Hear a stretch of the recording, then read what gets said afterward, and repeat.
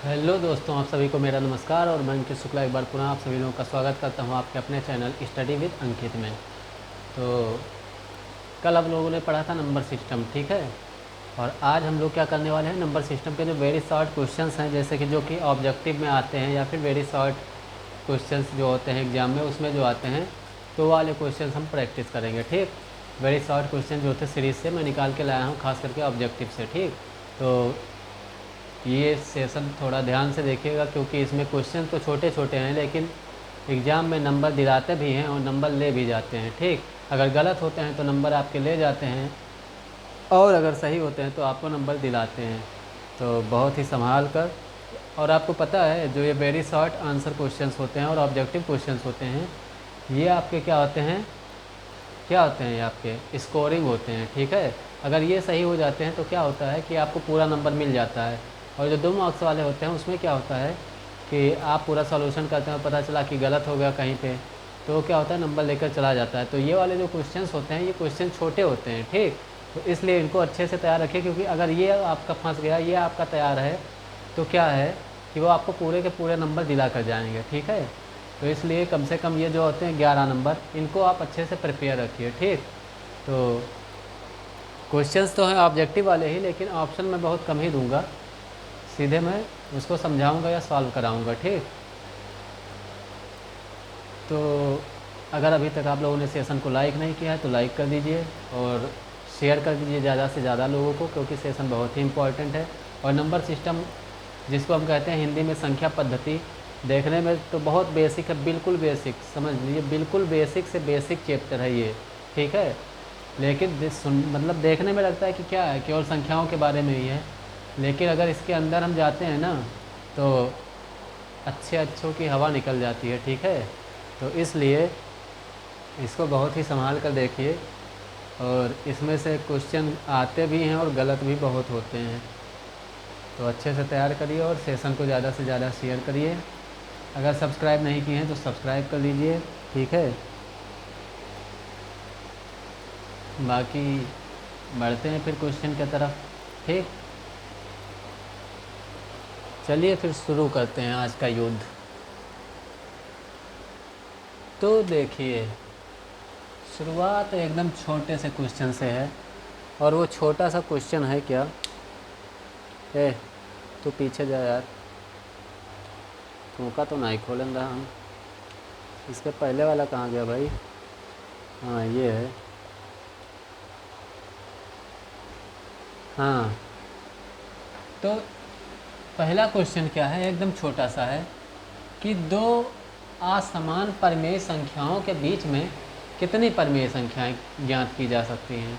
सवाल क्या है, दो असमान परिमेय संख्याओं के बीच कितनी परिमेय संख्याएं हो सकती हैं। ठीक, सवाल क्या है कि दो, समझ तो गए ही होंगे, ठीक है, फिर भी लिख दे रहा हूँ, दो असमान परिमेय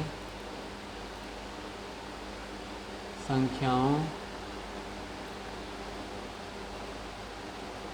के बीच कितनी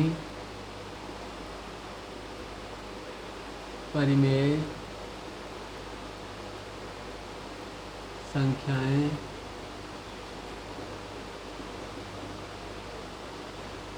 ज्ञात की जा सकती हैं। तो जवाब दीजिए, जवाब दीजिए कि कितनी। देखिए, किसी भी दो परिमेय संख्या के बीच में कितनी परिमेय संख्या ज्ञात की जा सकती हैं, तो अनंत, मतलब कोई सीमा नहीं है, जितना आप निकाल पाइए उतना निकालिए, जितना आप निकाल पाइए उतना निकालते चले जाइए, कोई सीमा नहीं है उसकी, ठीक। जैसे आप -1 और 1 के बीच में अगर निकाल रहे हैं परिमेय संख्याएं, तो आप निकालते चले जाइए। देखिए, अगर आपको एक संख्या ज्ञात करना है, परिमेय संख्याएं कैसे ज्ञात करते हैं ये देख लीजिए, ठीक है। अब आया है टॉपिक तो ये बता दे रहा हूँ कि कैसे ज्ञात करते हैं। तो जैसे मान लीजिए आपके पास है दो परिमेय संख्याएं, एक 2/3 है और एक है -3/2 है मान लीजिए, ठीक। इन दोनों के बीच में आपको अगर एक परिमेय संख्या ज्ञात करनी है, कितनी ज्ञात करनी है, अगर एक परिमेय संख्या ज्ञात करनी है तो आप कैसे करेंगे। तो एक परिमेय संख्या ज्ञात करने के लिए क्या होता है, 1/2 ऐसे करिए और यहाँ पर क्या होता है a + b, जहाँ पे a और b क्या हैं, परिमेय संख्याएं हैं। क्या है, 1/2 a + b, जहाँ पे a और b क्या हैं, दोनों परिमेय संख्याएं हैं। तो यहाँ पर मान लीजिए कि ये है a और ये है b, ठीक। तो ये क्या हो जाएगा, अगर हमें एक परिमेय संख्या इनके बीच में ज्ञात करनी है तो 1/2 हम ऐसे लिख देंगे, ठीक। ऐसे ब्रैकेट लगाएंगे, -3/2 हमने ऐसे लिख दिया, प्लस है हमने प्लस लगा दिया और 2/3 हमने ऐसे लिख दिया, कोई दिक्कत नहीं होगी। अब हम क्या करेंगे, पहले हम क्या करेंगे भाई, ब्रैकेट वाले को सॉल्व करेंगे। क्या करेंगे, सबसे पहले हम ब्रैकेट वाले को हल करेंगे, ठीक। तो 1/2 हम अभी ऐसे लिख देंगे। ये क्या हो जाएगा, हम इसको कैसे हल करेंगे, तो देखिए यहाँ पर हर तो समान है नहीं, तो इसको हम कैसे हल करेंगे। तो 2 जो है उसको 3 से गुणा कर दीजिए या फिर इसका लासा निकाल लीजिए, आएगा 6। यहाँ पर क्या है, 3 है, 3 का 3 से तिरछा गुणा करिए, आएगा क्या, -9, 3 तियाँ -9, और इस 2 का इस 2 से गुणा करिए तिरछा, तो आएगा +4, ठीक। अब ये क्या हो जाएगा, तो ये हो जाएगा 1/2 आपका ऐसे रहेगा, और ये क्या आ जाएगा, -9 है और +4, और आप जानते हैं जब एक माइनस और एक प्लस हो तो होता क्या है, आखिरी में माइनस ही, ठीक। तो क्या हो जाएगा, क्या हो जाएगा, -9 में से 4 घटेगा, तो 9 में से 4 घटाएंगे बचेगा 5, और साइन आएगा माइनस का, क्यों, क्योंकि 9 बड़ा है और 9 के पहले साइन है माइनस का, तो माइनस के साइन के साथ में आएगा क्या, -5/6, क्या आएगा, -5/6, यही तो आएगा, ठीक। इतना आया। अब जब देखिए ब्रैकेट के बाहर कोई साइन नहीं है, तो इसका मतलब क्या है कि ये जो 1/2 है ये गुणे में है -5/6 से, और इसको अगर हम गुणा कर देंगे तो क्या हो जाएगा, -5 × 5 और 6 दूनी 12, तो -5/12 इसके बीच की एक परिमेय संख्या हो जाएगी, ठीक। क्या हो जाएगी, -5/12 जो है इसके बीच की परिमेय संख्या हो जाएगी। मतलब जो 2 परिमेय संख्याएं दी हुई हैं उनको हमने जोड़ करके और 2 से भाग दे दिया, तो उसके ठीक बीच की परिमेय संख्या आ गई -5/12। तो ये तो अगर आपको एक परिमेय संख्या निकालना है तो निकाल लेंगे, 2 परिमेय संख्या निकालना है तो आप इसके और इसके बीच में या फिर इसके और इसके बीच में निकाल सकते हैं, ठीक। तो 2 एक तो ये रहेगी और एक और मिल जाएगी आपको, 2 हो जाएगी, ठीक है। तो इस तरह से 1-2 परिमेय संख्या निकाल सकते हैं। लेकिन अगर आपको मान लीजिए कह रहा है कि 5 परिमेय संख्या निकालिए, 10 परिमेय संख्या निकालिए, तो आप कैसे निकालेंगे, इस तरह से तो टाइम लगेगा ना। तो मान लीजिए कि आपको -3/2 और 2/3 के बीच में 5 परिमेय संख्याएं ज्ञात करनी हैं, ठीक। एक आपको समझ गए कि अगर 1-2 परिमेय संख्या निकालना है तो आप उससे निकाल सकते हैं, लेकिन हमने कह दिया कि इसके बीच में 5 परिमेय संख्याएं बताओ, इसके बीच में 5 परिमेय संख्याएं बताओ। हमको नहीं पता है कुछ, हमें मतलब है तो केवल 5 परिमेय संख्याओं से हमें लाकर दो, कहीं से भी लाकर दो, ठीक। हम जिद पर उतर आए। तो देखिए 5 परिमेय संख्या हम कैसे निकालेंगे, तो इसका हम क्या करेंगे, जो हर है हर को हम बराबर करेंगे। तो हर को जब हम बराबर करेंगे तो कैसे बराबर करेंगे भाई, हर कैसे बराबर होगा, तो यहाँ पर है 2, यहाँ पर है 3, तो अगर हम इसको 2 से गुणा कर दें ऊपर नीचे तो कोई दिक्कत तो होगा नहीं, और इसको अगर ऊपर नीचे हम 3 से गुणा कर दें तो भी कोई दिक्कत नहीं होगा, हर बराबर हो जाएगा हमारा। तो ये क्या हो जाएगा, -3 तियाँ हो जाएगा -9, और बटे में 2 तियाँ हो जाएगा 6, और ये क्या हो जाएगा, 2 दूनी हो जाएगा 4, और बटे में 3 दूनी हो जाएगा 6। हमने क्या किया, हर बराबर किया। हर बराबर करने के लिए हम जिससे हर में गुणा करेंगे उसी संख्या से अंश में भी गुणा कर देंगे, तो पूरे उस पर कोई प्रभाव नहीं पड़ेगा। कैसे नहीं पड़ेगा, क्योंकि अगर हम इसको फिर से 2 से काटेंगे तो हमें यही मिल जाएगा, ठीक। समझ गए। हमें निकालना कितना है, 5 परिमेय संख्याएं। अब हर इसका बराबर हो गया, आप देख पा रहे हैं ना। तो अब लिखना शुरू कर दीजिए, 5 परिमेय संख्याएं आपकी आ गई।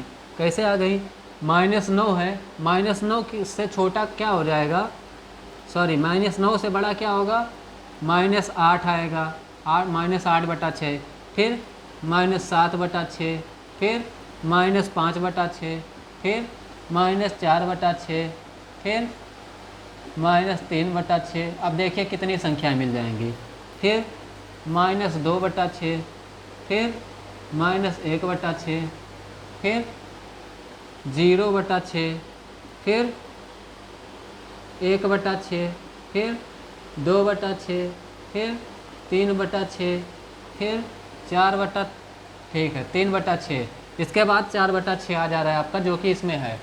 तो इन दोनों के बीच में आपने कितनी संख्याएं ज्ञात कर ली, केवल हर बराबर करके 1 2 3 4 5 6 7 8 9 10 11 परमेय संख्याएं आपको तुरंत पता चल गई।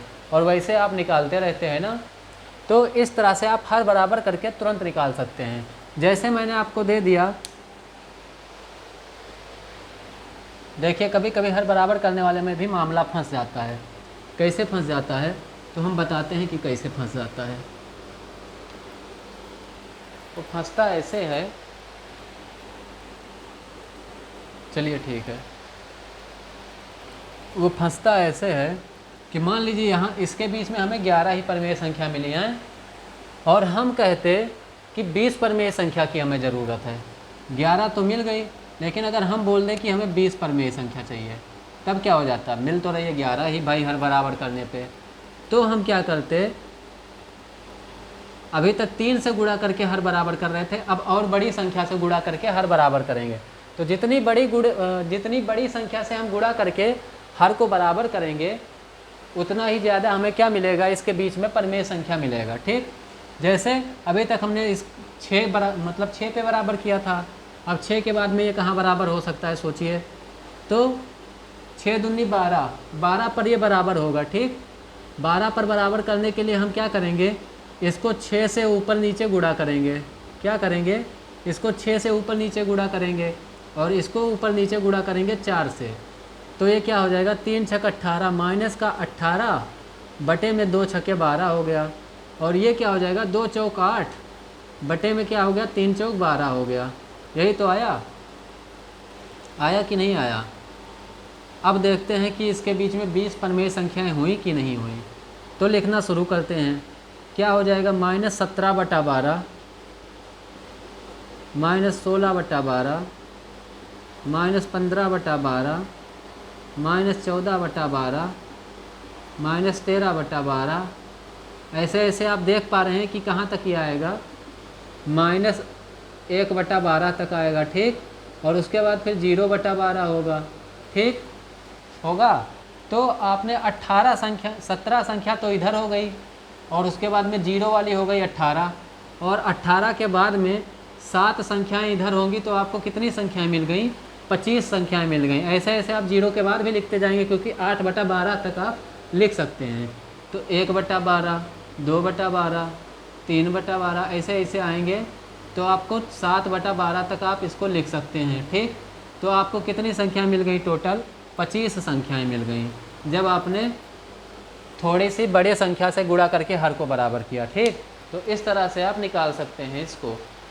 ठीक, तो किसी भी दो असमान परमेय संख्याओं के बीच में कितनी परमेय संख्याएं होती हैं, तो जितना आप निकाल पाइए। होती तो अनंत हैं।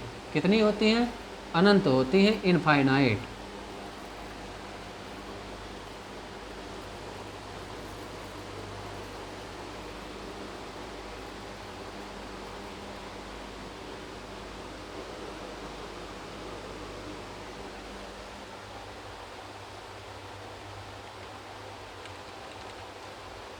अब देखिए एक बिल्कुल छोटू सा क्वेश्चन है। क्वेश्चन क्या है, 3 + 2 गुणे में है 7। तो भाई इसको कौन नहीं जानता है, सब लोग जानते हैं। सबसे पहले ब्रैकेट हल करेंगे, तो ब्रैकेट में क्या है, 3 + 2 है, तो 3 + 2 हो जाएगा 5, और फिर ब्रैकेट ओपन हो गया, गुणे में है 7, तो 5 सत्ते क्या आ गया, 35 आ गया, और यही आपका उत्तर हो जाएगा। ठीक, अगला क्वेश्चन देखते हैं क्या है। अगला क्वेश्चन है, -4/9 से छोटी परमेय संख्या कौन सी होगी। -4/9 से छोटी परमेय संख्या, छोटी परमेय संख्या कौन सी होगी। ठीक है, ऑप्शन है आपके, ए क्या है भाई, -1/9, क्या है ए, -1/9, बी क्या है, 0.2/9, क्या है 0.2/9। सी क्या है 4/9, क्या है 4/9। और डी क्या है -7/9। अब आपको बताना है कि इन चारों में से -4/9 से छोटी परिमेय संख्या कौन सी होगी। तो देखिए, मान लीजिए ये आपके पास क्या है, संख्या रेखा है, जिसको हम हिंदी में संख्या रेखा, जिसको हम अंग्रेजी में कहते हैं नंबर लाइन। ठीक, अब ये आपका क्या होगा, 0 बिल्कुल बीच में होगा। तो मान लीजिए ये है आपका 0/9, है कि नहीं है। फिर इधर आएगा आपका 1/9, इधर आएगा आपका 2/9, इधर आएगा आपका 3/9, इधर आएगा आपका 4/9, इधर आएगा आपका 5/9, ऐसे ऐसे आएगा ये। ठीक, इधर आपका क्या आएगा -1/9, फिर -2/9, फिर -3/9, फिर -4/9, फिर -5/9, फिर -6/9, फिर -7/9। ठीक, तो आप जानते हैं कि ये तो है 0 भाई, बिल्कुल बीच में है ना, ये क्या है 0 है। और इसके इधर जो होते हैं वो क्या होते हैं, जैसे जैसे हम इधर जाते हैं हमको क्या होता है कि हमारी जो संख्या होती है वो बढ़ती जाती है। और अगर यहाँ से भी देख लेंगे, ठीक है, जैसे जैसे हमने क्या बताया था, जब मैं कल क्लास ले रहा था तब भी बताया था शायद, कि जैसे जैसे हम दाहिने साइड जाएंगे उधर हमको क्या होगा, हमारी जो संख्या होगी उसकी वैल्यू जो होगी वो बढ़ती जाएगी। और अगर हम लेफ़्ट साइड को आएंगे तो हमारी जो संख्या होगी उसकी वैल्यू जो होगी वो घटती जाएगी। ठीक, आप समझ गए। अब देखिए, तो -1/9 हमें बोला किससे गया है, -4/9 से। -4/9 हमारी कहाँ है, यहाँ पर है, ये है हमारी -4/9। अब कहा क्या गया है कि इससे छोटी। तो देखिए, इससे छोटी की अगर बात हो रही है तो इससे छोटी मतलब हमें लेफ़्ट साइड में ही आना पड़ेगा, क्योंकि इधर आने पे ही वैल्यू कम होगी, तो हमें आना पड़ेगा लेफ़्ट साइड ही। ठीक, तो -4/9 से जब हम लेफ़्ट साइड आएंगे तो हमें क्या मिलेगा, -5/9 कहीं ऑप्शन में नहीं है, -6/9 कहीं ऑप्शन में नहीं है, -7/9 ये है, और ये क्या है, ये ऑप्शन में है। बाकी सब क्या है, इससे बड़ी है। -1/9 ये देखिए इधर है, और इधर को तो ये इससे बड़ा मिलेगा। ठीक, 0.2/9, 0 यहाँ है, 1 यहाँ है, इसके बीच में आएगा ये कहीं यहाँ पर, तो ये भी इससे बड़ा है, -4/9 से काफ़ी बड़ा है। इसका तो सवाल ही नहीं है इससे छोटा होने का। क्यों नहीं है, क्योंकि ये तो भाई धनात्मक है, इसका तो अलग ही स्वैग है ना। तो ये तो कोई चांस ही नहीं है। तो आप इस तरह से बता सकते हैं। ठीक, किस तरह से। और देखिए, सबसे बड़ी बात आपको क्या दे रखा था इसमें, सबसे बड़ी बात आपको हर सब में बराबर दे रखा था, तो इसमें कोई दिक्कत ही नहीं था। ठीक है, इसमें कोई दिक्कत नहीं था। आप ये जानते हैं कि ऋणात्मक संख्या जो होती है उसमें जब वैल्यू ज़्यादा होती है ऋणात्मक वाले की, ऋणात्मक वाले में क्या होता है, जब संख्या बड़ी होती है तो उसकी वैल्यू जो होती है एक्चुअल वो कम होती है। ठीक है, तो आप उसी से मार्क कर सकते थे।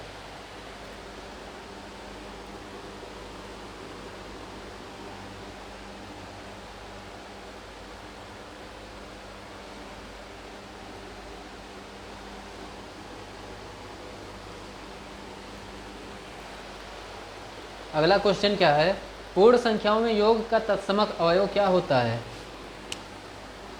पूर्ण संख्या में, किसमें, पूर्ण संख्या में योग का तत्समक अवयव, तत्समक अवयव क्या होता है। कल ही बताया था मैंने ना, क्या होता है। अगर आपके पास 4 ऑप्शन हो, एक हो लिखा हो उसमें 0, दूसरा हो उसमें लिखा हो, लिख जाओ 1, तीसरा हो उसमें लिखा हो 2, चौथा ऑप्शन हो उसमें लिखा हो, क्या लिखा हो, -1, तो इसमें से कौन सा सही हो जाएगा। पूर्ण संख्या में योग का तत्समक अवयव, कहने का मतलब क्या है कि अगर हम किसी पूर्ण संख्या को उसमें जोड़े तो हमें वही पूर्ण संख्या मिले। तो भाई देखिए, ऐसा तो एक ही है, क्या है वो, 0 है। क्या है वो, 0 है, क्योंकि किसी भी पूर्ण संख्या को हम 0 में जोड़ेंगे तो हमें क्या मिलेगा, वही पूर्ण संख्या मिलेगी। जीरो में हम कुछ भी जोड़ेंगे तो वही मिल जाएगा। तो ऐसा तो केवल एक ही है, अगर ए एक पूर्ण संख्या है और इसमें अगर हम जीरो को जोड़ेंगे तो ए ही मिलेगा। तो जीरो जो है वो योग का तत्समक अवयव है पूर्ण संख्या में, और केवल पूर्ण संख्या में ही नहीं है, ये पूर्णांक में है। किसमें है? पूर्णांक में है पूरे। ठीक है, पूर्ण संख्या में भी है, पूर्णांक में भी है, किसी में भी आप ले लीजिए। तो जीरो में हम कुछ भी जोड़ेंगे, चाहे कोई परिमेय संख्या जोड़ेंगे, चाहे भिन्न जोड़ेंगे, चाहे दशमलव जोड़ेंगे, हमें वही रिपीट होके मिल जाएगा। कहने का मतलब क्या है, जो तीर हम सामने वाले पर चलाएंगे वो तीर रिफ्लेक्ट होके हमको ही लगना है। ठीक है, समझ लीजिए कैप्टन अमेरिका का वो क्या लेके बैठा है, जो शील्ड होता है, ढाल, वही लिए बैठा है। सारी एनर्जी रिफ्लेक्ट करके हमारे ऊपर ही आनी है ना। फिर है 1 से 20 तक की अभाज्य संख्या बताइए। ये क्या है? 1 से 20 तक की अभाज्य संख्या। तो अभाज्य संख्या आप जानते हैं क्या होती है, जो जिसका केवल 2 फैक्टर हो, जिसके केवल 2 अपवर्तक हो, एक तो 1 हो और दूसरी वो संख्या खुद हो। तो 1 से 20 तक की अभाज्य संख्या पूछा है। तो देखिए, आप जानते हैं कि एक अभाज्य संख्या नहीं है। ठीक, तो आप कहाँ से शुरू करेंगे? 2 से। 2 होगा, 3 होगा, 5 होगा, 7 होगा, 11 होगा, 13 होगा, 17 होगा, 19 होगा। इसके अलावा और कोई 1 से 20 तक में अभाज्य संख्या आपको नहीं मिलेगा। ठीक, तो कितनी अभाज्य संख्या है? 1 2 3 4 5 6 7 8। कितनी है टोटल? 8 अभाज्य संख्याएं हैं 1 से 20 तक में। ठीक, सही है ना। 2 3 4 तो होता है, 5 6 7 8 9 10, ये तो होगा नहीं 11, 12 होगा नहीं 13, 14 15 16 होगा नहीं 17, 18 होगा नहीं 19। ठीक है, उसके बाद फिर क्या है भाई? देखिए, निम्नलिखित में से भाज्य संख्या आपको पहचाननी है। भाज्य संख्या कौन सी होगी? भाज्य संख्या पहचानिए, पहचानिए। ऑप्शन आपका क्या है? ए ऑप्शन है आपका। कहाँ का वो ऑप्शन हो? हाँ, 6, बी है 23, सी है 7 और डी है 17 या 31, कुछ भी मान लीजिए जो आपको अच्छा लगे। 31 भी लिख दें, पार्शियलिटी क्यों हो जब नाम ले लिए तो। ठीक, तो इसमें से आपको क्या बताना है? भाज्य संख्या बताना है। पहला ऑप्शन है 6, फिर है 23, फिर है 7, फिर है 17, फिर है 31। तो देखिए भाज्य संख्या क्या होगा भाई? देखिए, जो अभाज्य ना हो वही भाज्य है। तो अभाज्य कौन सा होगा? तो 23 अभाज्य है, आप जानते हैं, क्योंकि 23 के कोई गुणनखंड नहीं है सिवाय 2 अपवर्तक के। एक तो 23 खुद है और दूसरा कौन सा है? जो सबका है, मतलब जिसका कोई नहीं है उसका वो है। वो है कौन? तो वो है 1। ठीक, तो इसके क्या हैं? 2 अपवर्तक, सॉरी, हाँ ठीक है, 2 अपवर्तक है केवल। एक तो 1 है जो कि सार्वजनिक अपवर्तक है, और दूसरा है 23। 7 के हैं केवल 7 और 1। 17 का है केवल 17 और 1। 31 का है केवल 31 और 1। ठीक, तो जिसका कोई नहीं उसका 1 है। फिर इसके देखिए, तो इसका 1 तो 1 है ही, दूसरा 6 है ही। ठीक है, तीसरा इसका है 2 और चौथा है 3। तो 6 क्या है? एक भाज्य संख्या है। क्यों? क्योंकि इसके पास 2 गुणनखंड यानी कि 2 अपवर्तक से ज़्यादा हैं। ठीक, ये 2 और 3 से मिलकर बना हुआ है। 2 और 3 क्या है? 2 और 3 संख्याओं से मिलकर बना हुआ है, जो कि एक कंपोजिट नंबर है, भाज्य संख्या है। 2 और 3 का गुणा करने से मिलकर बना है ये। ठीक, तो ये क्या है? ये एक भाज्य संख्या है। ठीक है, फिर अगला क्वेश्चन क्या है? तो अगला क्वेश्चन बहुत ही छोटा है, जो आप ऐसे हवा में बता देंगे। क्या है? सारे क्वेश्चन आज ऐसे ही हैं, बड़ा नहीं है कोई। अगला क्वेश्चन क्या है? एक नहीं, सबसे छोटी प्राकृतिक संख्या कौन सी है? तो सबसे छोटी प्राकृतिक संख्या की जब बात कर रहा है तो आप बता ही देंगे। प्राकृतिक संख्या वो भी सबसे छोटी है ना, प्राकृतिक संख्या वो भी सबसे छोटी क्या होती है? कमेंट आ रहा है भाई? देखिए सबसे छोटी प्राकृतिक संख्या, प्राकृतिक संख्या जब हमने आपसे पूछा था कल बताया था या पूछा था जो भी था, तो हमने जब बताया था आपको तो क्या कहा था कि प्राकृतिक संख्या क्या होती है? काउंटिंग नंबर जिनको हम कहते हैं, जिनको हम दैनिक जीवन में किसी भी चीज़ को गिनने के लिए प्रयोग करते हैं, वही होती है प्राकृतिक संख्याएं। तो हम कोई भी चीज़ गिनना होता है तो कहाँ से शुरू करती हैं? 1 2 3 4 5 6 7 8 9। तो हमारी सबसे छोटी प्राकृतिक संख्या क्या है? 1 है। क्या है? 1 है, 1। अब मैं आपसे अगर पूछूं कि 1 की पूर्ववर्ती तथा उत्तरवर्ती संख्या बताइए। 1 की पूर्ववर्ती पहले बताइए, 1 की पूर्ववर्ती संख्या।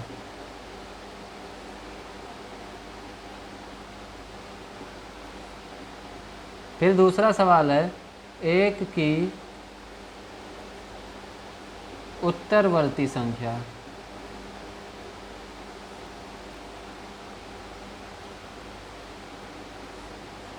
तो देखिए पूर्ववर्ती संख्या क्या होती है आप जानते हैं? क्या जानते हैं? क्या जानते हैं कि पूर्ववर्ती संख्या जो होती है वो क्या होती है? एक पहले, मतलब किसी का हमें अगर पूर्ववर्ती निकालना है तो उसमें से हम 1 घटा देंगे तो हमारे पास क्या आएगा? जो संख्या आएगा वही क्या हो जाएगा? पूर्ववर्ती हो जाएगा। ठीक, अगर हमें ए का पूर्ववर्ती निकालना है तो उसमें हम क्या कर देंगे? a-1 कर देंगे तो हमें पूर्ववर्ती संख्या मिल जाएगा। अगर हमें a का उत्तरवर्ती संख्या निकालना है तो उसमें हम क्या करेंगे? a+1 कर देंगे तो हमें मिल जाएगा उत्तरवर्ती। तो ये क्या है? ये है पूर्ववर्ती, और ये क्या है? ये है उत्तरवर्ती। ठीक, तो आपसे हम पूछ रहे थे कि 1 की पूर्ववर्ती संख्या क्या होगी। तो देखिए एक्सेप्शनल केस में है ये थोड़ा। 1 जो है, 1 में से जब हम 1 घटाएंगे तो बचेगा क्या? 0। क्या बचेगा? 0। ठीक है, क्या बचेगा? 0 बचेगा। लेकिन जब कोई चीज़ हम गिनना शुरू करते हैं तो हम कहाँ से गिनते हैं? 0 तो कुछ है ही नहीं है ना, तो हम गिनते कहाँ से हैं? 1 से शुरू करते हैं गिनना, 0 को तो हम गिनते नहीं हैं। ठीक, तो इसीलिए ऐसा माना जाता है या ऐसा कहा जाता है, गणितज्ञों ने ऐसा बताया है कि 1 जो है, 1 की कोई पूर्ववर्ती संख्या नहीं होती है। ठीक है भाई, जब 1 क्या है? सबसे छोटी प्राकृतिक संख्या है, तो इसकी पूर्ववर्ती कहाँ से होगी? ठीक, तो 1 की कोई पूर्ववर्ती संख्या नहीं होती है।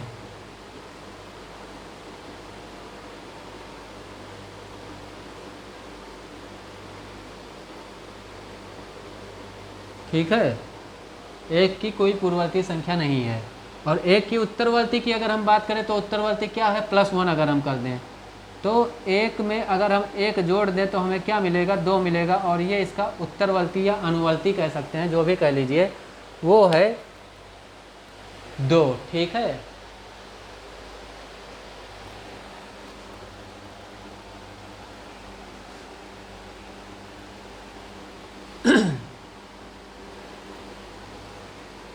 तू सफर मेरा है, तू है मेरी मंजिल, तेरे बिना गुजारा है दिल है मुश्किल, तू मेरा खुदा, तू ही दुआ में शामिल, तेरे बिना गुजारा है दिल है मुश्किल।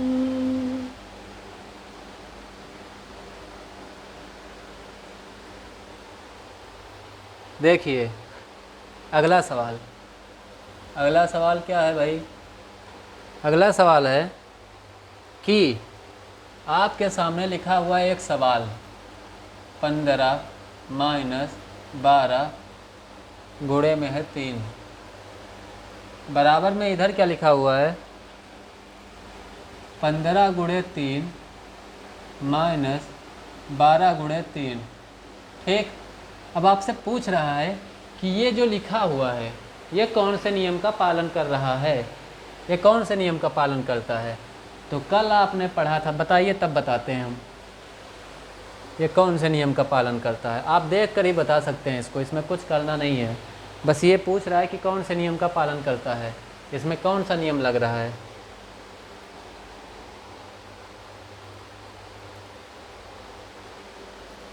देखिए कल आपने देखा था a माइनस बी गुणे सी बराबर a गुणे सी माइनस बी गुणे सी, कुछ ऐसा था जिसको हम क्या बोले थे,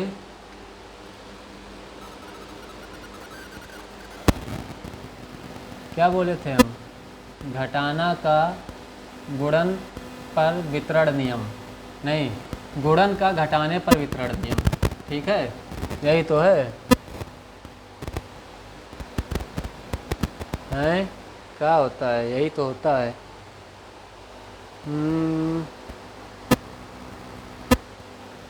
हाँ, तो ये जो घटाने वाला है, तो घटाना ये आपको क्या लिखा दिख सकता है कहीं कहीं, व्यवकलन। तो व्यवकलन आप देखिएगा जब, तो इसको समझ जाइएगा कि ये घटाना है।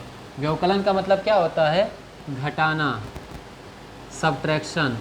ठीक है, तो व्यवकलन पर गुणा का क्या है, वितरण नियम या फिर बंटन नियम, वितरण नियम या फिर बंटन नियम, ये है ये। ठीक, कैसे है भाई, मैंने बताया था क्या कि ये जो है 15 माइनस 12 लिखा है और ब्रैकेट के बाहर लिखा है गुणे 3, तो ये 3 क्या हो रहा है, 15 में भी बट रहा है और माइनस तो ऐसे लगा रहेगा, और 3 ये क्या है फिर 12 में बट रहा है, तो ये 3 दोनों में बट जा रहा है। ठीक, इसीलिए इसको क्या कहा जाता है, वितरण नियम या फिर बंटन नियम कहा जाता है। ठीक है, तो ये क्या होता है, चाहे इसको सॉल्व करेंगे तो भी वही आएगा और इसको अगर सॉल्व करेंगे तो भी वही आएगा, आंसर दोनों एक ही होगा। ठीक, तो ये क्या होता है, इसको हम बोलते हैं घटाने पर गुणा का वितरण नियम। और यही जो होता है, अगर ये हो जाता है कि 15 लिख जाओ चाचा, 15 प्लस 12 गुणे में अगर 3 है, बराबर में फिर इधर लिखा है 15 गुणे 3 प्लस 12 गुणे 3, तो ये क्या हो जाएगा, इसको हम बोलते हैं, क्या बोलते हैं, योग पर या फिर जोड़ने पर गुणा का वितरण नियम।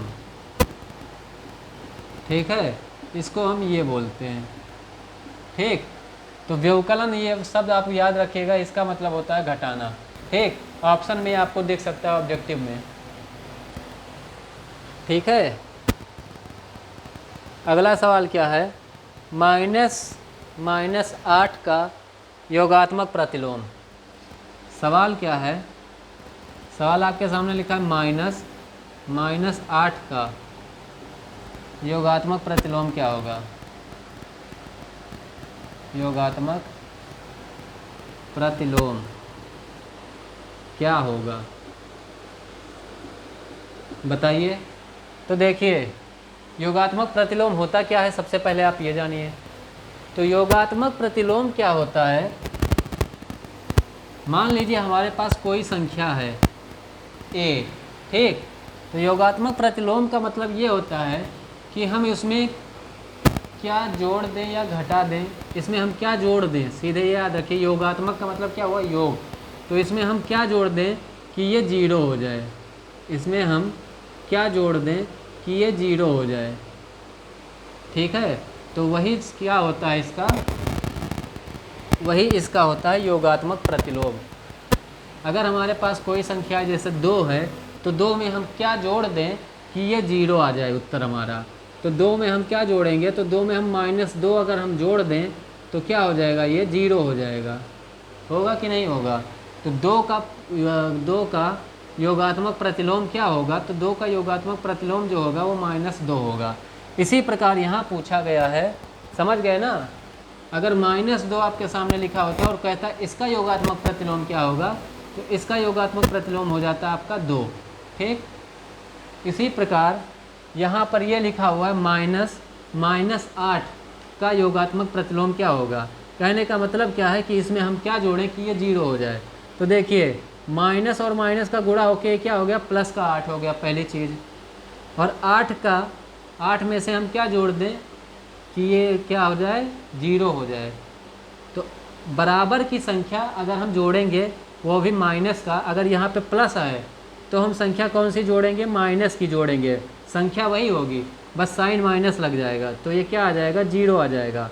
और अगर ये संख्या माइनस की दी है तो हम वही संख्या जोड़ेंगे लेकिन प्लस का जोड़ेंगे, तो वो क्या हो जाएगा, 0। तो अगर -8 का पूछा गया है कि योगात्मक प्रतिलोम क्या होगा, तो वो आपका हो जाएगा -8। ठीक, और आपसे अगर पूछा जाता है कि -8 का योगात्मक प्रतिलोम क्या होगा, तो वो हो जाएगा +8। ठीक, समझ गए। जो संख्या आपको दी गई है उसमें हम क्या जोड़ दें कि वो 0 हो जाए, वही उसका हो जाएगा योगात्मक प्रतिलोम। ठीक,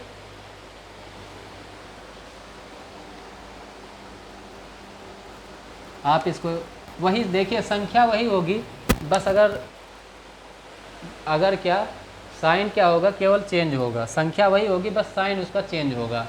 ठीक, और अगर इस तरह से लिखा हुआ है तो आप सबसे पहले इसको क्या करिए, ये जो माइनस माइनस लिखा हुआ है इसको सबसे पहले आप जोड़ के देख लीजिए कि ये माइनस का है या प्लस का है। ऐसे हो सकता है 2-3 बार माइनस हो जाए, है ना, तो उसको ध्यान से देख लीजिएगा। अगला क्वेश्चन क्या है, इसको पहले हटाएं।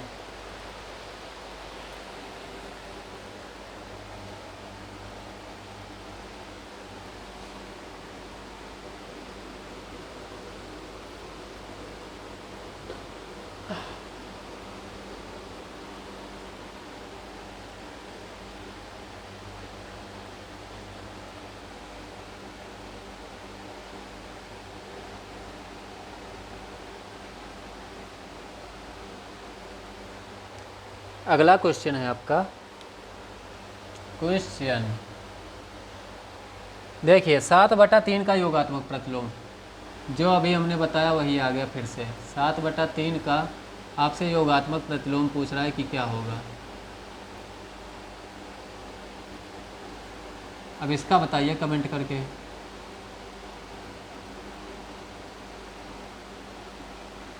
बताइए 7/3 का योगात्मक प्रतिलोम क्या होगा।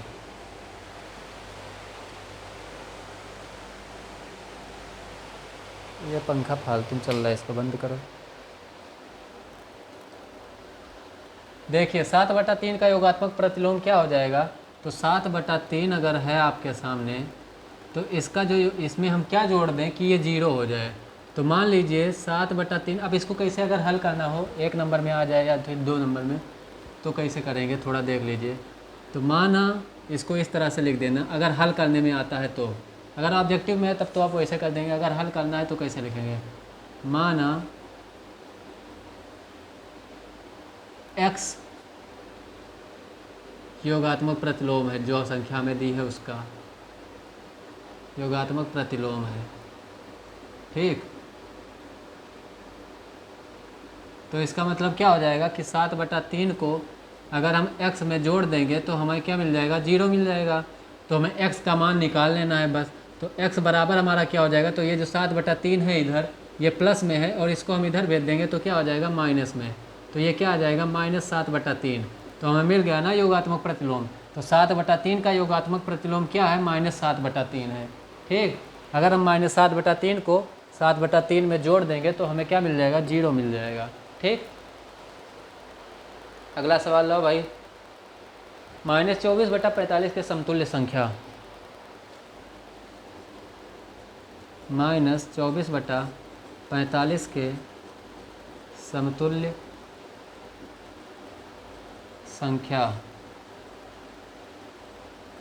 क्या होगी। ऑप्शन है आपके, ए 12/20, बी -8/15, सी -6/9, डी 4/11।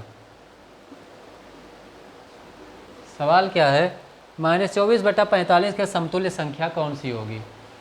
पहला ऑप्शन है 12/20, दूसरा ऑप्शन है -8/15, तीसरा ऑप्शन है -6/9 और चौथा ऑप्शन है आपका 4/11। तो देखिए लिखा क्या है, -24/45। क्या लिखा है, -24/45। आप देखिए ये जितना कट रहा हो काट लीजिए। तो 3 से कटेगा, ये 2 4 6 है, यहाँ कटेगा, 4 5 9 ये भी कटेगा। तो 3 15 यहाँ 45, 3 8 24। अब ये नहीं कटेगा, ठीक है। तो क्या आया, -8/15। ये क्या आया काटने पे, -8/15। देखो कहीं है ऑप्शन में, ये है -8/15। तो यही आपका क्या हो गया, सही हो गया। बाकी अगर 12/20 को काटोगे पीटोगे कुछ भी करोगे तो ये क्या आ जाएगा, 4 3 12, 4 5 20, ये तो 3/5 आएगा। ये आएगा 3 दूनी 6, 3 3 9, -2/3 आएगा। तो इससे कोई मतलब नहीं है, ठीक, क्योंकि ये वो है ही नहीं जो हमें ज़रूरत है। जो हमें ज़रूरत है वो केवल क्या है, -8/15 है, ठीक। तो इसको काटने पर हमें क्या मिला, -8/15 और उसके समतुल्य क्या है, यही है। समतुल्य का मतलब क्या होता है, समतुल्य का मतलब वही होता है कि अगर हमारे पास -8/15 है तो हम क्या कर सकते हैं, इसको उसी सेम संख्या से ऊपर नीचे मल्टीप्लाई करें। क्या करें, सेम संख्या से ऊपर नीचे मल्टीप्लाई करें, यानी कि गुणा कर सकते हैं, ठीक। तो हमें जो भिन्न मिलेगी वो क्या होगी, वो क्या होगी भाई, वो क्या होगी, समतुल्य भिन्न होगी, ठीक है। अगर हमारे पास लिखा हुआ 40/20 लिखा है और हमें इसका समतुल्य भिन्न करना है, तो कहने का मतलब क्या है कि जो भी करें वो अंश में भी करें और हर में भी करें। मतलब अगर गुणा करें तो अंश में भी करें और हर में भी करें, वो भी सेम नंबर से। अगर भाग करें तो अंश में भी करें और हर में भी करें, वो भी सेम नंबर से, ठीक है। तो हमें जो भिन्न मिलेगी वो क्या होगी, समतुल्य भिन्न होगी, जिस भिन्न में हम करेंगे उसके, ठीक, ये होगा। अगला सवाल क्या है भैया, सबसे छोटी समअभाज्य संख्या, ये तो सबका फेवरेट है। सवाल क्या है, सबसे छोटी सम, ध्यान दीजिएगा, सबसे छोटी समअभाज्य संख्या। आप सब लोग जानते हैं कि सबसे छोटी संख्या, सबसे छोटी अभाज्य संख्या क्या होती है, 2 होती है। लेकिन यहाँ पे पूछा क्या गया है, सबसे छोटी सम अभाज्य संख्या कौन सी होगी। तो ऑप्शन क्या है, ऑप्शन है पहला 1, दूसरा 2, तीसरा 0 और चौथा 4। बताइए इसमें से कौन सा सही होगा, सबसे छोटी सम अभाज्य संख्या। तो पहला ऑप्शन है आपका 1, दूसरा है 2, तीसरा है 0, चौथा है 4। तो देखिए आप जानते हैं कि सबसे छोटी जो अभाज्य संख्या होती है क्या होती है, 2 होती है। सबसे छोटी अभाज्य संख्या आपकी क्या होती है, 2 होती है। और आप ये भी जानते हैं कि जिसका मतलब क्या है कहने का, कि जिस संख्या में इकाई का स्थान 0 2 4 6 8 होता है वो संख्या क्या होती है, सम होती है। तो भाई यहाँ पे इकाई का अंक ही है केवल, और कोई तो है ही नहीं, और वो इकाई का अंक क्या है, 2 है। तो यही तो सम संख्या है। जो संख्या 2 से कट जाए वो क्या है, सम ही तो है। तो 2 क्या है, सबसे छोटी सम अभाज्य, सबसे छोटी अभाज्य संख्या भी है और सबसे छोटी सम अभाज्य संख्या भी है। और क्या है, और ये इकलौती सम अभाज्य संख्या है। क्या है, इकलौती सम अभाज्य संख्या है। इसके अलावा आपको कोई भी सम अभाज्य संख्या नहीं मिलेगी। ये इकलौती सम अभाज्य संख्या है, सबसे छोटी सम अभाज्य संख्या है और सबसे छोटी अभाज्य संख्या है, ठीक।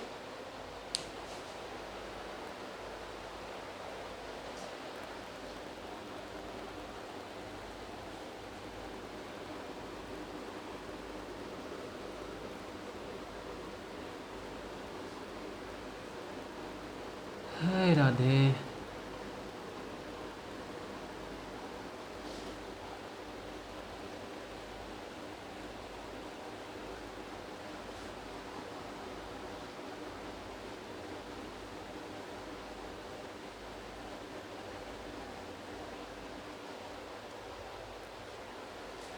टाइम कितना हुआ?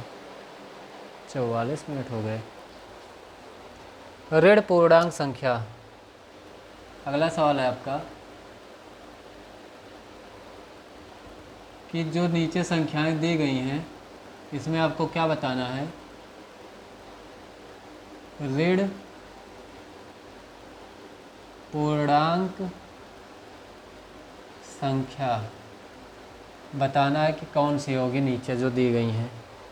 पहला ऑप्शन है आपका -3/5, दूसरा ऑप्शन है आपका -5, तीसरा ऑप्शन है आपका 0 और चौथा ऑप्शन है आपका क्या है भैया, माइनस में √7। बताइए इसमें से ऋण पूर्णांक संख्या कौन सी है। ऋण पूर्णांक संख्या,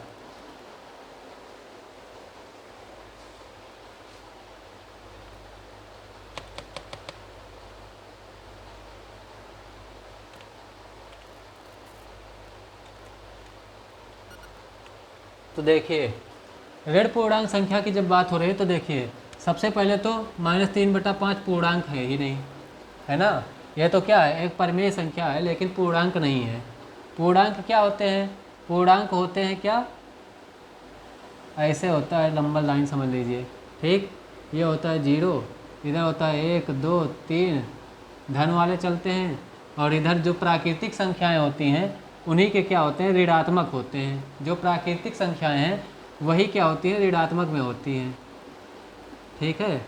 तो ये क्या होते हैं, इन सबको हम मिला करके ऐसे इधर अनंत तक जाएगा, इधर भी अनंत तक जाएगा, ठीक। तो इनको हम क्या बोलते हैं, इन्हीं को हम बोलते हैं पूर्णांक। तो भाई -3/5 तो है ही नहीं, ये प्राकृतिक संख्या की तरह लग ही नहीं रहा है देखने से, ठीक। तो ये क्या होगा, ये पूर्णांक नहीं है, ठीक है, ये पूर्णांक है ही नहीं। जब पूर्णांक नहीं है तो ये ऋण पूर्णांक कहाँ से होगा, ठीक है।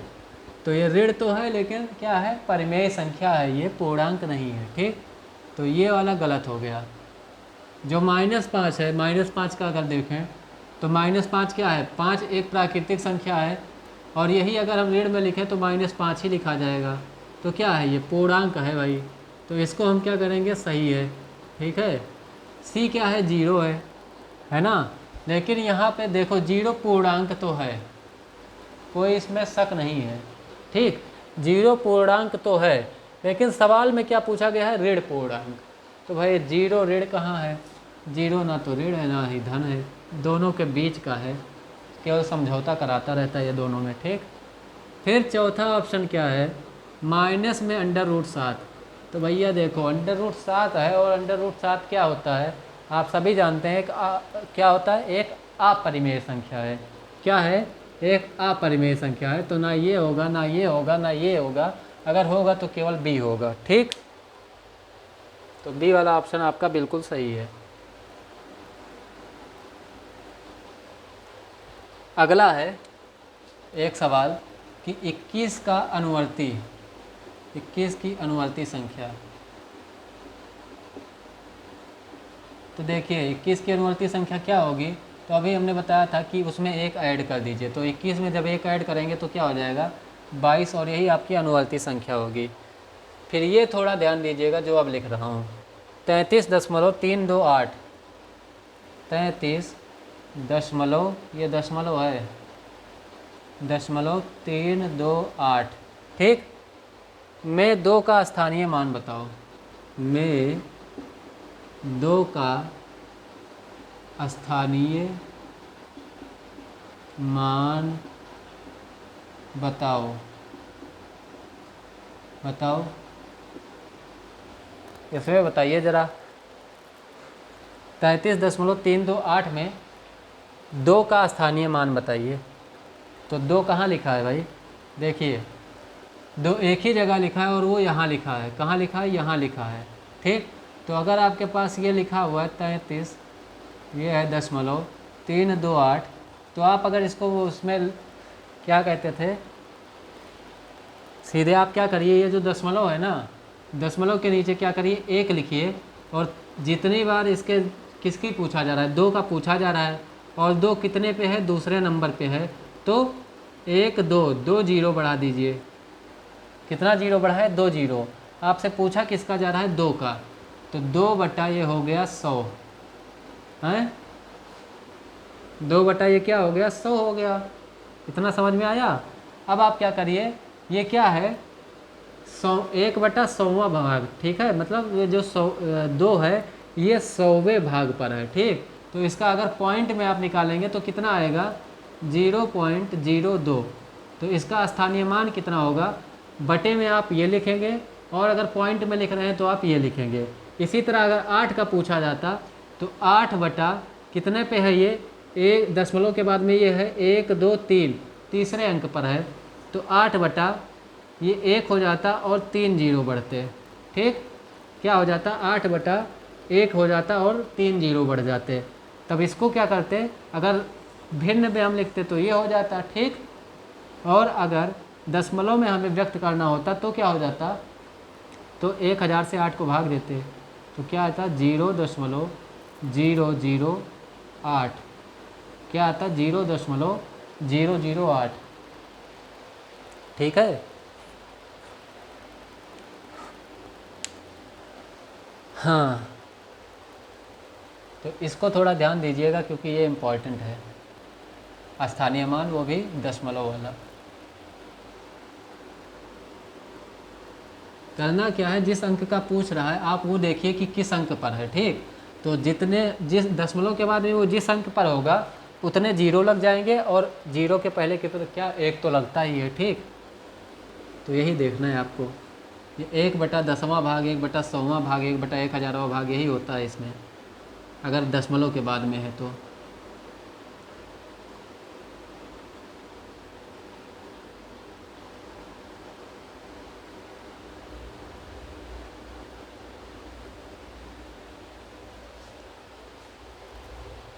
अगला क्वेश्चन क्या है?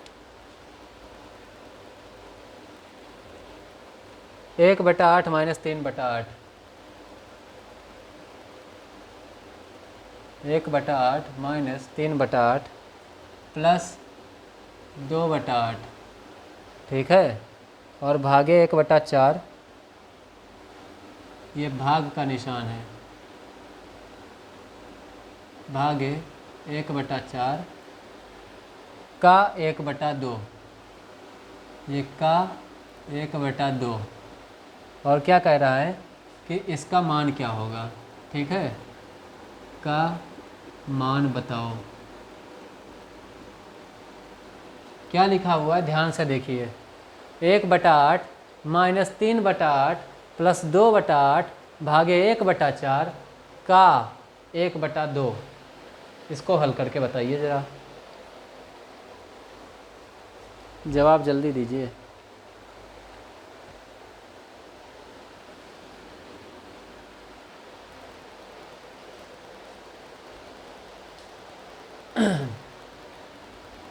देखिए क्या करेंगे हम, इसमें बॉड मास पूरा अप्लाई करेंगे, ठीक। ब्रैकेट कहीं नहीं है, ब्रैकेट के बाद में क्या होता है? ऑफ, जिसको क्या बोलते हैं? का। तो का हमें यहाँ पर दिख रहा है, ये है, ठीक। तो सबसे पहले हम उसी की तरफ लपकेंगे। तो 1 बटा 8 ऐसे लिख दिया, 3 बटा 8 माइनस का ऐसे लिख दिया, प्लस 2 बटा 8 हमने ऐसे लिख दिया, भाग का निशान भी हमने ऐसे लगा दिया क्योंकि इस समय भाग से भी बड़ा कुछ है हमारे पास, और वो क्या है? ये का जो लिखा है ये है भाग से बड़ा, ठीक है। तो भाग से पहले ये आता है, ब्रैकेट के बाद में यही आता है। तो 1 बटा 4 गुणे 1 बटा 2, का मतलब क्या होता है? गुणा का निशान। तो सबसे पहले अब हम क्या करेंगे? इसको गुणा करेंगे, ठीक, क्योंकि वो का वाला गुणा है। तो 1 बटा 8 माइनस 3 बटा 8 प्लस 2 बटा 8 भागे, देखिए अगर खाली पहले से ही गुणा रहता तो हम पहले यहाँ पर भाग करते, लेकिन ये का लिखा हुआ है और का को जब हम गुणा में बदलेंगे तो सबसे पहले जो ये का वाला गुणा है इसको हम गुणा करेंगे, ठीक है। तो इसको जब करेंगे हल तो क्या आ जाएगा? 1 एकम हो जाएगा 1 और 2 चौके हो जाएगा 8, 1 बटा 8, ठीक। अब हम क्या करेंगे? तो 1 बटा 8 माइनस 3 बटा 8 प्लस 2 बटा 8। अब देखिए बॉड मतलब ब्रैकेट हो गया, ऑफ भी हो गया, डी मतलब डिवीजन, डिवीजन का मतलब भाग। तो अब हम भाग करेंगे, तो ये जो भाग वाला चिन्ह है ये क्या हो जाएगा, बदल जाएगा। और ये जो है भाग वाला बदल के हो गया गुणा, और ये 1/8 जो लिखा है ये पलट गया तो क्या हो जाएगा, 8/1 हो जाएगा। ठीक, अब इसको हम क्या लिखेंगे, 1/8 माइनस 3/8, और ये क्या हो जाएगा, 8 से 8 कट गया तो क्या आया, प्लस में 2, यही तो आया। अब ये 1/8 प्लस का है, ये -3/8 है। ठीक, क्या है ये अब हम इसमें क्या करें, देखिए अगर हम बॉड मास के हिसाब से चलें तो हमें क्या करना चाहिए, इसको और इसको जोड़ना चाहिए। क्या करना चाहिए, 1/8 और 2 को जोड़ना चाहिए। लेकिन जोड़ और घटाना जब हो तो इसमें से किसी को भी हम कर सकते हैं, कोई दिक्कत नहीं होगा, लेकिन फिर भी मैं बॉड मास के हिसाब से ही चलूँगा। तो 1/8 में हम क्या करेंगे, +2 को पहले जोड़ देंगे और उसके बाद में क्या करेंगे, हम -3 को घटाएंगे। ठीक, तो जोड़ने वाला जो है हम जोड़ लेते हैं। तो एक तो ऐसे ही लिखा रहेगा, 8 दूनी ये हो जाएगा 16, तो 1 + 16 बटा क्या हो जाएगा, 8 हो जाएगा, और माइनस में 3/8 है। ठीक, तो ये क्या हो जाएगा, अब 1 और 16 होता है 17, तो ये आ जाएगा 17/8, और ये -3/8 ऐसे ही लिखा रहेगा। अब 17 में से जब हम 3 को घटाएंगे तो क्या बचेगा हमें, 7 - 3 4, 14/8। और आप सभी जानते हैं कि 2 चौक होता है 8 और 2 सतह होता है 14, तो इसका उत्तर क्या आ जाएगा, 7/4, और यही आपका सही उत्तर हो जाएगा। ठीक, 7/4। अगला सवाल है √2 √4। क्या है सवाल, √2 √4, और क्या है, अंडर रूट में 0.4, ये दशमलव है, √2 में 0.4, और क्या है भाई, √2 में 0.2, √2 में ये भी दशमलव है। ठीक, ये दशमलव है, √2 में 0.2। कह क्या रहा है, इसमें परिमेय संख्या कौन सी है, में परिमेय संख्या बताओ।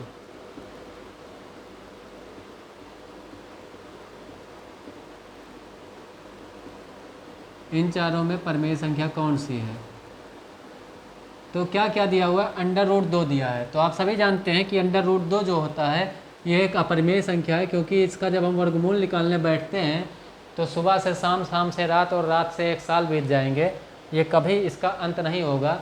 नॉन टर्मिनेटिंग, नॉन रिपीटिंग है। ठीक है, ना ही इसका अंत होता है और ना ही इसके नंबर जो होते हैं दशमलव के बाद वो रिपीट होते हैं किसी रेगुलर इंटरवल ऑफ टाइम पे। ठीक है, ये जो 4 है, 4 को अगर हम क्या लिख सकते हैं, तो 4 को हम लिख सकते हैं 2 × 2, और जो यहाँ पे √2 के अंदर में 2 बार होता है, अगर उसका हमें वर्गमूल निकालना है तो बाहर आएगा तो 1 बार हो जाएगा, तो ये 2 हो गया। और आप जानते हैं कि 2 क्या है, 2 को हम लिख सकते हैं P/Q के रूप में, तो ये एक परिमेय संख्या है। ठीक, तो ये क्या है, एक परिमेय संख्या है। जब बात आती है 0.4 की, क्या है, 0.4 है, तो 0.4 भी क्या होगा, अपरिमेय संख्या होगा, क्योंकि अगर हमारे पास होता 0.04, क्या होता, 0.04 होता, तो इसको हम क्या करते, 0.02 का ये स्क्वायर होता। ठीक, तो हम इसको बाहर निकाल लाते तो हमारा हो जाता ये क्या, अगर ये होता तो ये आ जाता हमारा 0.02, लेकिन ये 0.04 नहीं है, केवल 0.4 लिखा है, तो इसलिए ये अपरिमेय है। ठीक, ये 0.2 लिखा है तो ये भी अपरिमेय है। तो यहाँ पर क्या है, केवल ये √4 जो है वही परिमेय संख्या है हमारा। ठीक,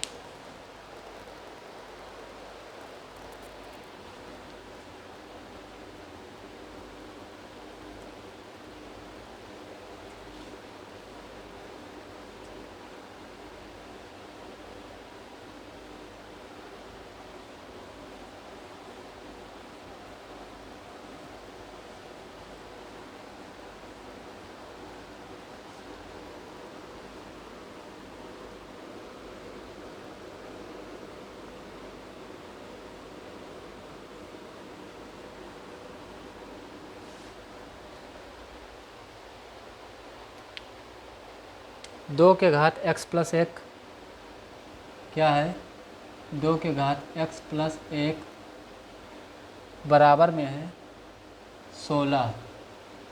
क्या लिखा हुआ है, 2 का घात x प्लस 1 बराबर में है 16। तो निकालना क्या है, x का मान। क्या निकालना है, x का मान।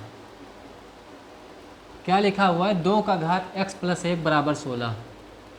तो आप इसको क्या कर सकते हैं, 2 का घात x प्लस 1 बराबर, अब ये 2 का घात है ना, तो ये जो दाहिने साइड आपका लिखा है इसको 2 के घात के रूप में लिखिए। तो 2 दूनी 4, दूनी 8, दूनी 16, 2 को 4 बार जब हम गुणा करेंगे तब आएगा 16, यानी कि 2 का घात 4। तो देखिए आधार जो है क्या है, बराबर हो गया।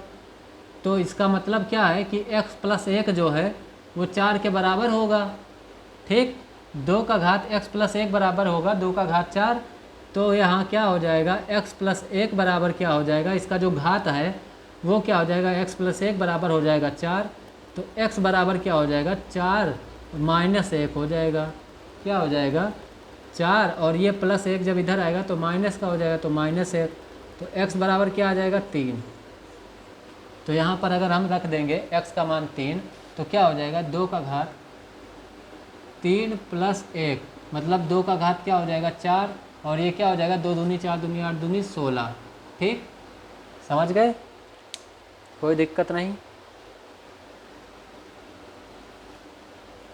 अगला सवाल क्या पूछ रहा है, अगला सवाल आपसे ये पूछ रहा है, 2 क्रमागत पूर्णांकों का अंतर कितना होता है। क्या पूछ रहा है, 2 क्रमागत पूर्णांकों का अंतर।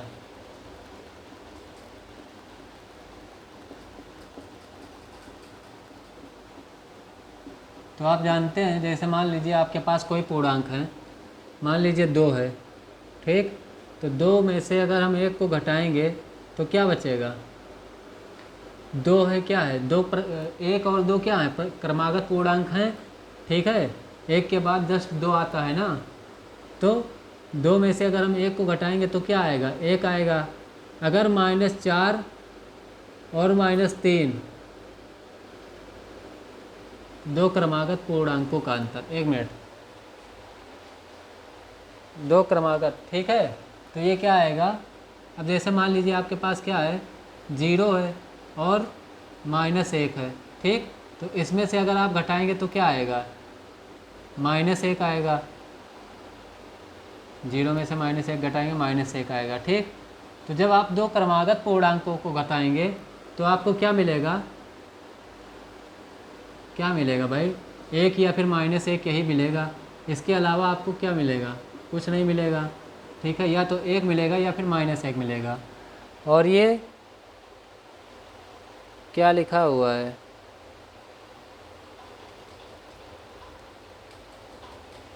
दो क्रमागत पूर्णांकों का योग का अंतर। हाँ सही है। ठीक है, अगर मान लीजिए आपके पास -3 लिखा हुआ है और -4 है। ठीक है, ये क्या है, एक ऋणात्मक पूर्णांक है। ठीक, और ये क्या है, ये भी एक ऋणात्मक पूर्णांक है। दोनों क्या है, क्रमागत भी है। -3 के बाद -4 आता है ना। तो जब आप इसको लिखेंगे तो क्या हो जाएगा, -3, और ये क्या हो जाएगा, घटाना है तो घटाने का साइन है, तो माइनस माइनस ये क्या हो जाएगा, प्लस हो जाएगा। तो जब 4 में से 3 घटाएंगे तो क्या आ जाएगा, प्लस का 1 आ जाएगा। ठीक, तो क्या होगा,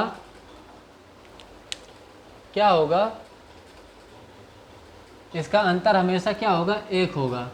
क्या होगा, इसका अंतर 1 होगा। तो 2 क्रमागत पूर्णांकों का अंतर क्या होता है, 1 होता है। ठीक है,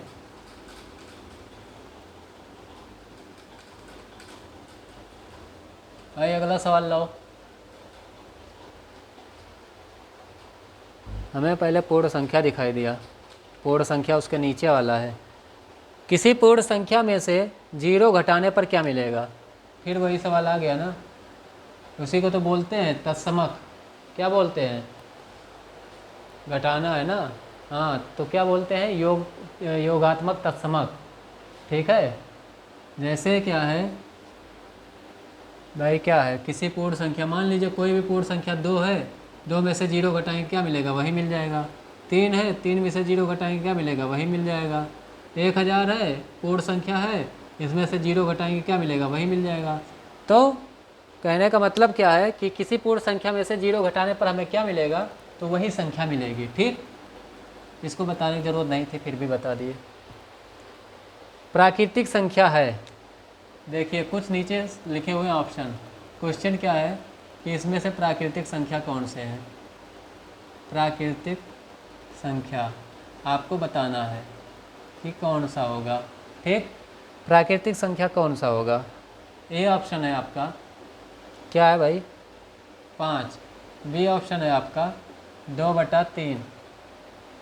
सी ऑप्शन है आपका -5/6।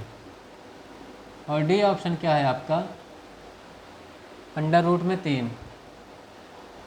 यही है ना, दूसरा तो नहीं पढ़ लिए, ठीक है। तो इसमें क्या बताना है, प्राकृतिक संख्या कौन सी है। तो प्राकृतिक संख्या आप सभी जानते हैं, जो हम दैनिक जीवन में प्रयोग करते हैं, जिसका कहाँ से शुरुआत होता है, 1 से शुरू होकर और अनंत तक जाता है। लेकिन वो क्या होता है, गिनने वाली संख्याएं होती हैं। ये नहीं कि 2/3, आधा, पौना, सवा, साढ़े, वो वाली नहीं। तो इसको काटो, ये होगा ही नहीं क्योंकि बटे में है। ये है निगेटिव बटे में, यानी कि परिमेय संख्या है। ये क्या है, ये तो अपरिमेय संख्या है। तो अगर हम प्राकृतिक संख्या की बात करें तो केवल क्या है, 5 है। ठीक, यही हम दैनिक जीवन में गिनने में प्रयोग कर सकते हैं। 1 2 3 4 5 6 7 8। अगर 1000 2000 3000 होता है उसका भी हो जाता। ठीक, तो वो प्राकृतिक संख्या है। तो इस तरह की होंगी, ना कि ये 2/3, 5.5/6, √3। ये अपरिमेय है। ये क्या है, परिमेय है, ऋणात्मक। ये क्या है, परिमेय कह सकते हैं, भिन्न भी कह सकते हैं। अच्छा, एक चीज़ बताइए आप, परिमेय संख्या और भिन्न में क्या अंतर होता है। भिन्न क्या होते हैं, जो बटा में लिखा रहता है वही तो भिन्न होता है। और परिमेय संख्या क्या होती है, वो भी तो यही होती है। तो दोनों में अंतर क्या होता है। What is the difference between factor and, factor नहीं, फ्रैक्शन एंड रेशनल नंबर, बताइए, है कोई बताने वाला। सोच के बताइए ज़रा, तब तक मैं अगला क्वेश्चन लिखता हूँ। -1 और 1 के बीच कितनी परिमेय संख्या प्राप्त की जा सकती हैं। -1 और 1 के बीच कितनी परिमेय संख्याएं प्राप्त की जा सकती हैं।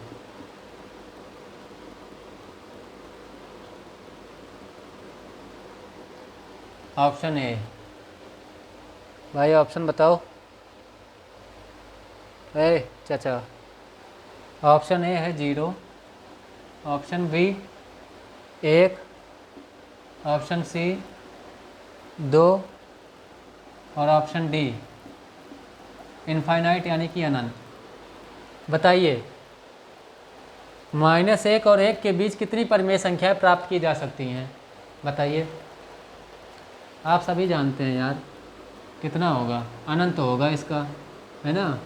क्योंकि आप कितना भी निकालते चले जाइए, जितना आप निकाल पाइए उतना निकालिए, 1 साल तक निकालते रहेंगे फिर भी नहीं ख़त्म होगा, है ना। ये देखिए, मैंने जो इसमें पूछा था कि किसी भी भिन्न या फिर परिमेय संख्या में क्या अंतर होता है, तो देखिए भिन्न आपको हमेशा क्या मिलेगा, धनात्मक मिलेगा। भिन्न आपको हमेशा धनात्मक मिलेगा, लेकिन परिमेय संख्या क्या मिलेगी, ऋणात्मक और धनात्मक दोनों मिलेगी। ठीक है, तो सारी भिन्न जो होती हैं वो क्या होती हैं, परिमेय संख्याएं होती हैं। ठीक, जो सारे भिन्न होते हैं वो परिमेय संख्याएं होते हैं, लेकिन सारी परिमेय संख्याएं भिन्न नहीं होती हैं। कौन सी परिमेय संख्याएं भिन्न नहीं होती हैं, जो ऋणात्मक परिमेय संख्या होती हैं वो भिन्न नहीं होती हैं। तो भिन्न हमेशा धनात्मक होता है, और परिमेय संख्याएं जो होती हैं वो ऋणात्मक और धनात्मक दोनों होती हैं। ठीक,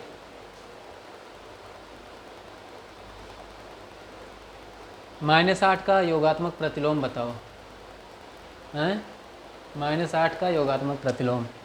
अच्छा बताए थे, रुको। -8 का योगात्मक प्रतिलोम,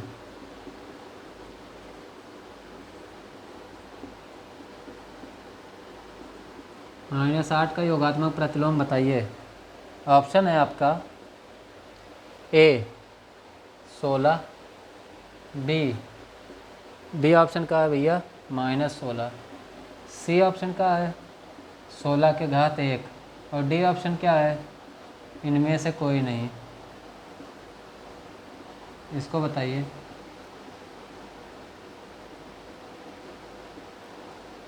कोई नहीं। देखिए सवाल क्या है, -8 का योगात्मक प्रतिलोम। तो -8 का योगात्मक प्रतिलोम क्या होगा, सभी जानते हैं ना क्या होगा भाई। देखिए अगर हम इसको निकालने बैठें तो इसका यही मतलब हुआ कि -8 में हम क्या जोड़ें कि 0 आ जाए। तो मान लीजिए हम x जोड़ेंगे तो 0 आएगा, तो x बराबर क्या हो जाएगा, तो जब इसको इधर भेजेंगे तो क्या आ जाएगा, ये माइनस है तो प्लस हो जाएगा, तो प्लस का 8 हो जाएगा।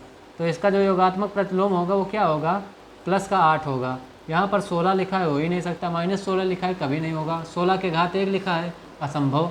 क्या लिखा है, इनमें से कोई नहीं, यही होगा। इनमें से कोई नहीं है तो कौन सा होगा, तो वो 8 होगा। ठीक, तो -8 का योगात्मक प्रतिलोम होगा 8। अगला सवाल लो भाई।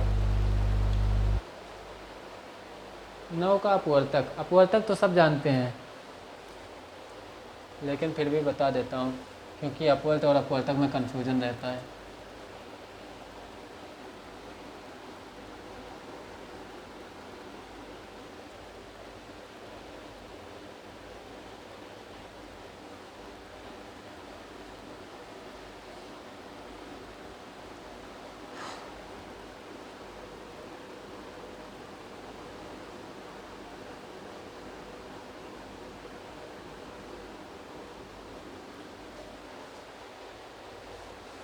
टाइम देखिए 1 घंटे 11 मिनट। देखिए 9 के अपवर्तक बताने हैं आपको। क्वेश्चन है कि 9 के अपवर्तक, 9 के अपवर्तक बताइए।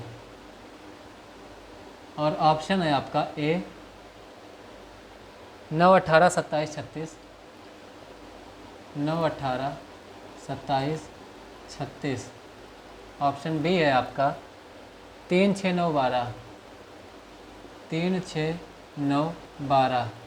ऑप्शन सी है आपका 1, 3, 6, 9, 1, 3, 6, 9। और रहा ऑप्शन डी आपका, वो है 1, 9, 18, 27, 36, 1, 9, 18, 27, 36। बताइए 9 के अपवर्तक कौन कौन से हैं इनमें से, बताइए ज़रा। तब तक मैं अगला क्वेश्चन भी लिखता हूँ नीचे। सबसे छोटी प्राकृतिक संख्या, सब जानते हैं, सबसे छोटी प्राकृतिक संख्या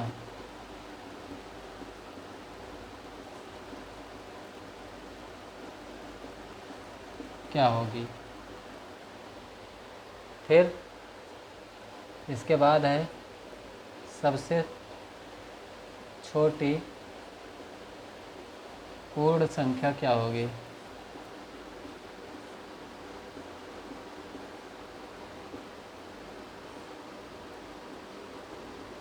बताइए ज़रा। अपवर्तक 9 के क्या क्या होंगे। देखिए अपवर्तक क्या होते हैं, तो अपवर्तक वो होते हैं जो इसके फैक्टर होते हैं। ठीक है, जैसे 9 है तो 9 के अपवर्तक की अगर बात की जाए तो एक तो होगा 1, दूसरा होगा 9, तीसरा क्या होगा 3 होगा, 3 तियाँ होता है 9। ठीक है, ठीक है, 9 ही का तो निकालना था, यह भी 3 होगा। ठीक, क्या होगा 1, 3, 3, 9। तो पहला वाला जो ऑप्शन था क्या था, 9, 18, 27, 36। तो ये क्या है, इसके अपवर्त्य हैं, ये अपवर्तक नहीं है, ये क्या है, अपवर्त्य हैं। जब ये पहाड़ा वाला होता है ना 9, 18, 27, 36, ऐसे जब पहाड़ा पढ़ते चले जाइए 9, 1, 9, 9, 2, 18, 9, 27, 9, 36, तो ये अपवर्तक नहीं होता है, ये अपवर्त्य होता है। ठीक है, ये क्या होता है, अपवर्त्य होता है, अपवर्तक नहीं होता है। तो ये अपवर्तक नहीं है, अपवर्त्य है। ठीक, फिर क्या है 3, 6, 9, 12। तो 6 6 9 का कहाँ अपवर्त है, ना तो ये अपवर्त है ना अपवर्तक है, 6 है ही नहीं कुछ। ठीक, 3 6 9 12 ये भी नहीं होगा। ठीक है, क्यों नहीं होगा, क्योंकि देखिए 6 तो इसमें ना तो अपवर्तक होगा ना अपवर्त होगा, इसमें भी 6 ये भी नहीं होगा, और ये भी क्या है 1 9 18 27 36 ये भी नहीं होगा। इन चारों में है ही नहीं, इन चारों में है ही नहीं। वो होगा क्या क्या, तो ये 4 इसके अपवर्तक हैं, जिसमें से 4 क्या हैं, 3 ही हैं, 3 2 बार है। ठीक, तो इसके जो अपवर्तक होंगे क्या होंगे, 1 3 और 9, बस यही 3 होंगे, इसके अलावा और कोई नहीं है। 1 होगा 9 होगा और 3 3 9 होता है तो 3 होगा। ठीक, 3 को चाहे एक बार लिखिए चाहे 2 बार लिखिए, होगा यही 3 ही। ठीक है, तो इसमें कोई नहीं था। अपवर्तक क्या होता है, अपवर्तक वो होता है जो उसका फैक्टर होता है। ठीक है, ये होते हैं अपवर्तक, जिससे वो कट जाए, जिससे विभाजित करने पर वो क्या हो जाए, शेषफल 0 आ जाए और उसका भागफल कुछ आ जाए। ठीक, तो वो होते हैं अपवर्तक। अपवर्तक क्या होते हैं, जिससे उसको विभाजित करने पर शेषफल क्या आ जाए, वो 0 आ जाए, शेषफल आ जाए 0। ठीक, सबसे छोटी प्राकृतिक संख्या पूछ रहा है, सबसे छोटी प्राकृतिक संख्या क्या होगी भाई, कोई भी चीज़ हमें गिनना होता है हम शुरू करते हैं 1 से ही, तो क्या होगा, 1 ही होगा सबसे छोटा प्राकृतिक संख्या। सबसे छोटी पूर्ण संख्या की बात की जा रही है, तो जब हम 0 उसमें लगा देते हैं तो वही पूर्ण संख्या हो जाती है, तो सबसे छोटी पूर्ण संख्या 0 हो जाएगा आपका। ठीक, बस इतने ही थे। अच्छा, एक चीज़ और देख लीजिए, क्या देखना था, गुणात्मक प्रतिलोम क्या होता है। तो गुणात्मक प्रतिलोम की अगर हम बात करें, गुणात्मक प्रतिलोम क्या होता है, आपसे अगर किसी संख्या का गुणात्मक प्रतिलोम पूछ रहा है, जैसे मान लीजिए आपको दिया हुआ 3 और कह रहा है कि इसका गुणात्मक प्रतिलोम बताइए, तो इसका ये मतलब है कहने का कि हम किस संख्या से इसको गुणा कर दें कि वो क्या हो जाए, 1 हो जाए। ठीक, तो गुणात्मक प्रतिलोम जो होता है संख्या वही रहती है, बस उसका क्या हो जाता है, योग, इसको क्या बोलते हैं भाई पलटने को, व्युत्क्रम हो जाता है। क्या हो जाता है, व्युत्क्रम हो जाता है, 1/3 हो जाएगा। ठीक, अगर आपको -3 दिया हुआ है तो -3 रहेगा यही, बस 1/-3 हो जाएगा, और ये -3 कट के क्या आ जाएगा, 1 आ जाएगा। ठीक, तो गुणात्मक प्रतिलोम क्या होता है, वो किसी संख्या की गुणात्मक प्रतिलोम वो संख्या होती है जिससे हम उस संख्या में गुणा करें तो उसका जो रिजल्ट आए, उसका जो परिणाम आए, वो क्या आ जाए, 1 आ जाए। ठीक है, तो संख्या वही होती है, कहने का मतलब है कि किसी संख्या का गुणात्मक प्रतिलोम उस संख्या का व्युत्क्रम होता है। क्या होता है, उस संख्या का व्युत्क्रम। जैसे a है तो इसका गुणात्मक प्रतिलोम क्या हो जाएगा, 1/a हो जाएगा, और ये क्या आ जाएगा, 1 आ जाएगा, ये कट के। ठीक, तो ये आप याद रखिएगा। तो आज मैं जितने क्वेश्चन लाया था वो ख़त्म हो चुके हैं, और आपके जो ऑब्जेक्टिव है, जो वेरी शॉर्ट वाले थे ऑब्जेक्टिव वाले, उसमें इतने ही क्वेश्चन इसके दिए हुए थे। ठीक, और हमने ये सारे करा दिए हैं, और आज की क्लास हम यहीं समाप्त करते हैं, और टाइम हो रहे हैं सुबह के 5:15, तो ये क्लास मैं यहीं पे ख़त्म करना चाहता हूँ। तो अगर अभी तक आप लोगों ने सेशन को लाइक नहीं किया है तो लाइक कर दीजिएगा, शेयर कर दीजिएगा, सब्सक्राइब कर दीजिएगा। ठीक है, जिसको देखना होगा बाद में देख सकता है, और देखिएगा इसमें से क्वेश्चन आपके एग्ज़ाम में बहुत फंसेंगे, बहुत नहीं फंसेंगे लेकिन बहुत तो आएंगे ही नहीं। ठीक है, लेकिन कम से कम कुछ नहीं तो 2 नंबर तो देखे ही जाएगा। ठीक है, 2 नंबर आराम से देखा जाएगा। तो आज का ये सेशन मैं यहीं पे ख़त्म करता हूँ, मिलते हैं अगली क्लास में कुछ और क्वेश्चन के साथ। हो सकता है चैप्टर, इसी चैप्टर का मैं प्रैक्टिस करवाऊँ, जो वो लघु वाले और शॉर्ट वाले होते हैं, तो सीरीज से ही लेकर आऊँगा मैं। ठीक है, तो आज का ये टॉपिक यहीं ख़त्म करते हैं, मिलते हैं अगली क्लास में। तब तक के लिए धन्यवाद, नमस्कार, और मैं जा रहा हूँ सोने, इसलिए शुभ रात्रि।